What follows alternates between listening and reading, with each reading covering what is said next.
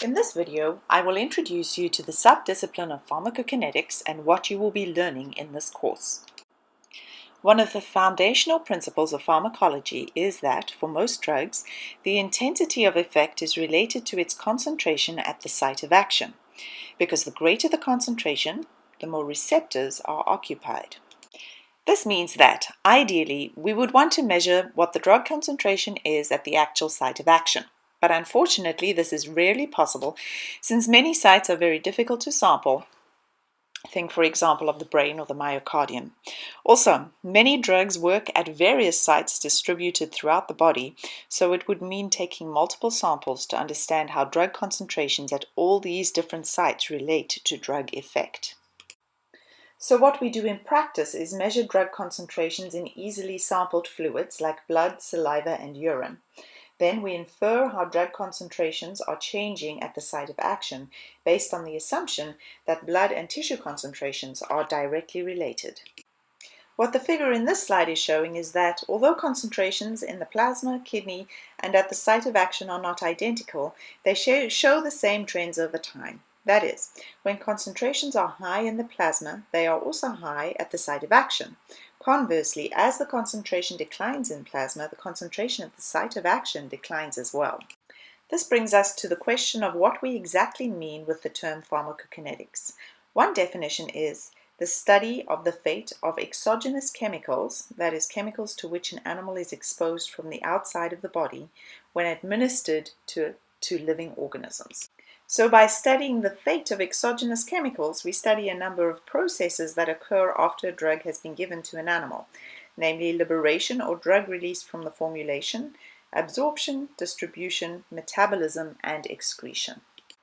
This figure illustrates these processes further, with liberation looking at the processes that lead to the release of the drug from the formulation, absorption looking at the question of how the drug gets into the body, distribution asking the question of where the drug will go in the body after it is absorbed, metabolism looking at how the body breaks down some chemical substances, and elimination focusing on those processes that ultimately remove the drug from the body.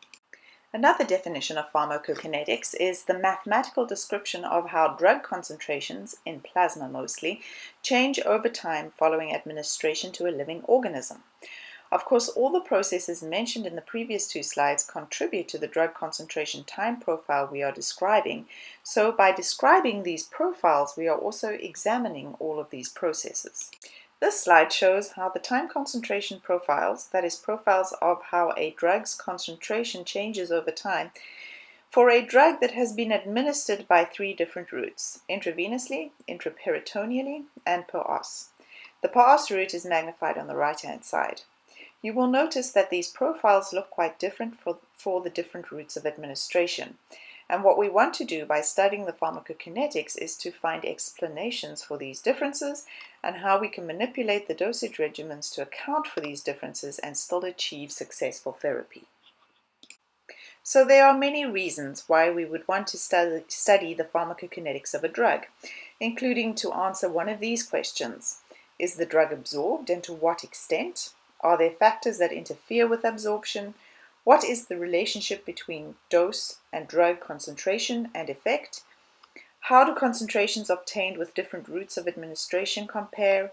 How is the drug eliminated and how fast? What factors affect the rate of elimination?